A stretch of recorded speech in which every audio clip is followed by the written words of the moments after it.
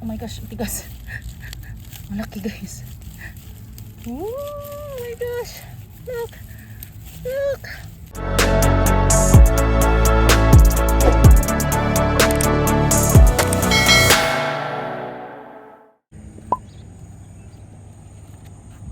Cactus guys.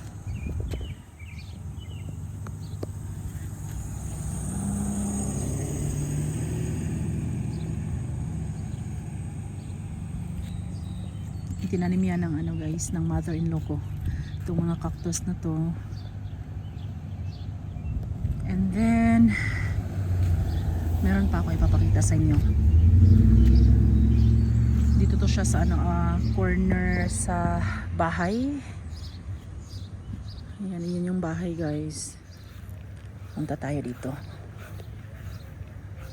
Ay, alam nyo ba, gusto kong ipakita sa inyo yung ano, yung andun sa likod muna first. Ayan, meron kasi akong dinadala guys. Papaalis na kasi kami ni Daddy John. Kanina pa kami dito,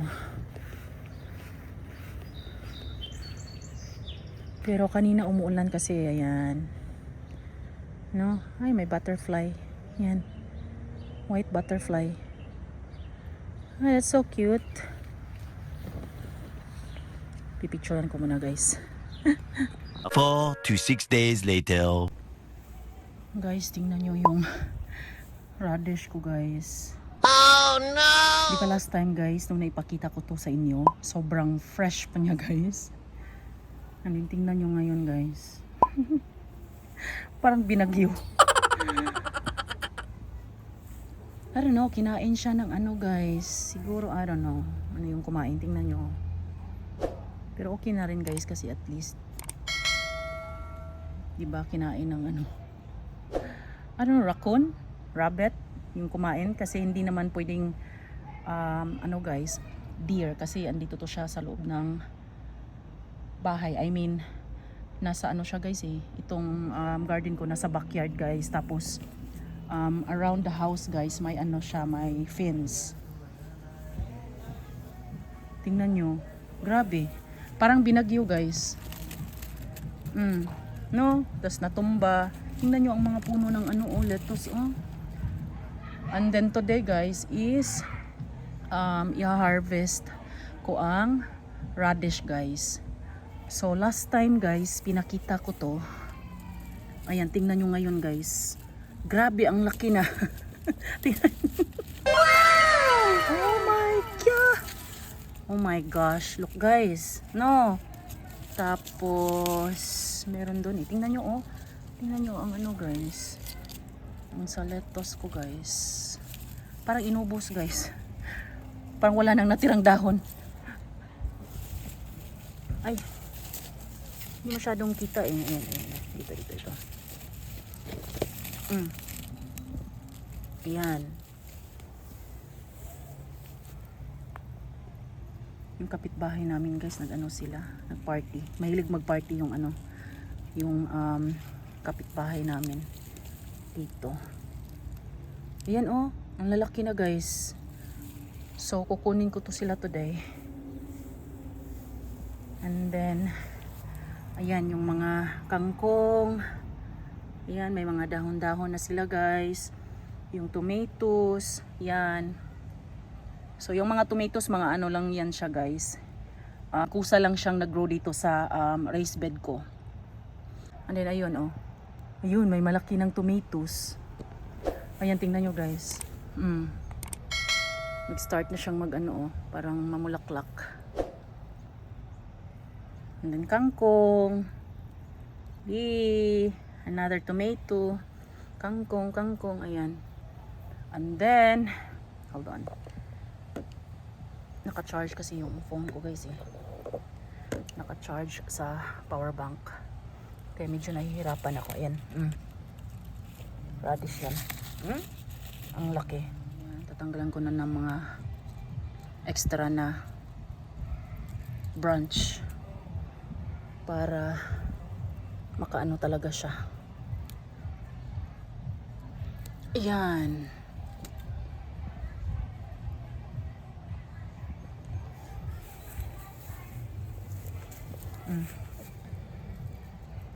Tomatoes to. Yan. Naririnig ba ninyo guys sa sa background na may music? Dahil yan guys, naka-party yung kapitbahay namin. Yan, may kangkong dito. Ito yung mga sili, bell pepper. Hindi ako sure guys eh. Ayan, mga kangkong. So yan. Yan ang raised bed guys. And then dito, ayan. Ito na ang lemongrass guys, oh. No! I-compare mo siya sa before guys. Nag-ano na talaga siya guys. Nadagdagan na yung mga dahon ng tanglad. Lemongrass. Sobrang bilis lang guys pag may mga kayo, lemongrass. Para hindi na kayo bibili or para hindi na kayo hihingi sa kapitbahay nyo guys. Ayan. Putulin nyo lang yung dulo guys, yung batong part sa tanglad. Sa lemongrass. And then itanim nyo lang siya guys. Oh, wait, before nyo siyang putulin guys, ilagay nyo muna siya sa cup. And then lagyan ng konting water.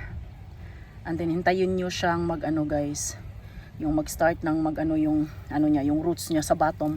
And then makikita mo naman kung nag-grow na yung parang kung saan mo siya pinutol guys. Meron siyang mag-grow na parang dahon.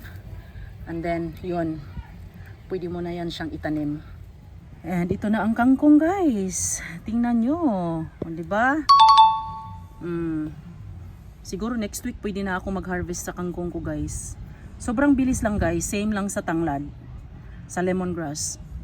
So kung meron kayong kangkong, cut nyo lang yung bottom part, and then yun, ilagay sa cup, lagyan ng konting tubig, and then hintayin na may na mga gamot o yung roots. And then yun, pwede na yun siyang itanim. No? Kung mapapansin nyo guys, yung mga ganyan, yan. Ano yan siya guys, yan yung K-cups na guys, coffee na ginagamit namin guys. Yung sa Keurig, yung Dunkin, kung nanonood kayo sa shopping vlog ko guys, kung ano yung mga pinamili ko na parang yung pang coffee, yung K-cups, yung Dunkin. And then sometimes sa Lidl kasi kami bumibili ng pang namin sa Keurig guys na coffee. So after namin siyang gamitin guys, hindi namin siya tinatapon, kinikip ko. And then kinukuha ko siya sa lalagyan niya. And then nilalagay ko siya sa sometimes doon sa mga halaman ko guys, sa yung may tulips ako ng spring, nilagyan ko din yun sila guys para hindi sila anuhin ng mga guys, mga insects or mga animals or like yung raccoon, kasi may raccoon dito guys, may rabbit. Ayan. Yung lettuce ko guys, nakalimutan ko siyang lagyan guys. Nagdala ko dito last time ng coffee grounds. Dito ko siya nilagay guys sa kangkong. And I think, wala, hindi ko nilagyan yung sa yung sa lemongrass. Kasi last year guys, yung kangkong ko inatake ng guys, I don't know, raccoon or rabbit ba yung kumain ng kangkong ko. Pero nung after ko siyang malagyan ng coffee grounds guys, yung sinasabi ko sa inyo yung parang bala ng yung sa Keurig namin, yung coffee, yung K-cups, yun, hindi na siya guys, kinakain. Kasi mapait siguro kaya. Ayan. And then ito yung onions guys. Kunti lang yung nilagay ko dito. Hindi na sana ako dapat magtanim ng guys, onions guys Pero ayan, kukunin ko yan siya today. Para at least mag-grow na naman siya. No? Ayan, yan ang update guys sa aking maliit na garden. Mag-harvest na tayo sa guys, sa radish. Okay, so mag-start na tayo guys. Ito ang uunahin natin guys. Hindi ako naka-gloves.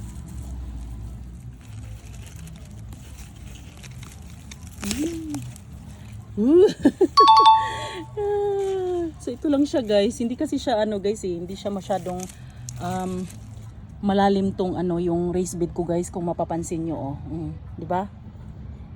Kunti lang yung guys. Actually last year guys, marami tong yung soil na nilagay namin.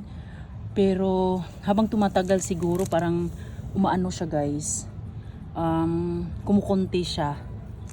Kaya ayan kung malalim lang to sana yung ko, marami lang tong soil. Siguro lalaki pa talaga to siya sa ano. Pero yan o, tingnan nyo. I think pwede pa naman sana ang ano eh, mag-ano pa siya sa ilalim guys, pero wala. Kinuha ko na siya guys kasi ano eh, baka maunahan ako. Okay, so yung iba na naman guys. Okay. Ay, hindi ko nabanggit na ano pala, si Daddy John pala guys is nandito rin, and then nag-ano siya. I don't know kung nag-mow siya kasi sabi niya mag-mow siya pero hindi siya sure. Siguro sinabi rin niya na baka ititrim niya yung mga ano guys, yung mga halaman doon sa front yard. Ay, gusto ko ipakita sa inyo guys. Yung pagkana ko. Ready? Ready guys? Oh my gosh, tigas. Malaki guys. Oh my gosh. Look. Look. Look. Parang ang lalim guys. Ang lalim. Oh my gosh. Grabe guys, ang laki. Wow. Look. Ayan. Dalawa na. Okay, next. Yung katabi niya guys. Medyo malalim to siya dito guys. Oh, yung first na inano ko guys, kinuha ko, parang hindi siya masyadong nakaano sa ilalim. Tingnan nyo. Oh my gosh. Oh my god. Sobrang laki. Okay, ready guys? Hala, merong ano guys. Oh, baboy-baboy guys. May baboy-baboy din pala dito guys. Amerika. Ano to sila guys? Amerikano. Saka meron pa doon, oh, ang dami oh. Amerikano and Amerikana na baboy-baboy. Ano kung anong tawag niyan dito guys. Okay, ano na natin to guys. Madali na lang to siya guys kasi yung isa nakuha ko na eh. Oops! Ayan! Oh my gosh. Wow! Nakakatuwa. Okay. So, parang hindi pa masyadong malaki yung ano guys. Yung dalawa na nandito. O, tingnan nyo. Ay, malaki na rin pala siya. Ito ba ito? Malaki. Malaki na din pala guys. Pero yung nasa likuran niya medyo maliit pa. But this one, definitely kukunin ko na to siya guys. Dahil tingnan nyo oh. Namulaklak na ang ano guys. Ang radish na to guys. So i-harvest ko na siya guys. Okay, harvest na natin to guys. Nalubat yung ano ko guys, yung phone ko. Kaya nag-change ako ng camera. Ayan, gamit ko yung camera ko now. Kanina yung phone ko guys. Hala, tingnan nyo guys. Oh my gosh. Sobrang laki guys. Wow. Wow, look guys. Wow. Tingnan nyo ha, kung ano yung, kung gaano siya kalaki guys, yung sa mga first na nakuha ko. Di ba? Siguro kukunin ko na rin yung isa guys.